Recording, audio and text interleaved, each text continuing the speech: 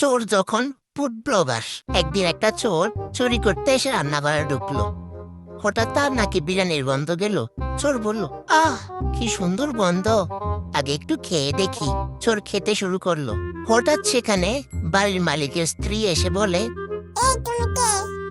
চোরটি তখন বলল, আরে আমি তো বিরিয়ানির চেক করার অফিসার। মানে? চোর তখন বললেন, চুরি তো পরে হবে, আগে দেখি রান্নাটা ঠিক কেমন হয়েছে। কেমন হয়েছে ভাই? চোর বলল, চাল তো ঠিক আছে, মশলাও ঠিক আছে, কিন্তু একটা সমস্যা আছে। কি সমস্যা হয়েছে ভাই?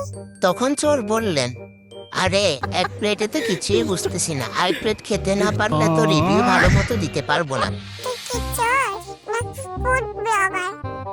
ম্যাডাম, রাতে চুরি করি, দিনে ফুড রিভিউ দিই।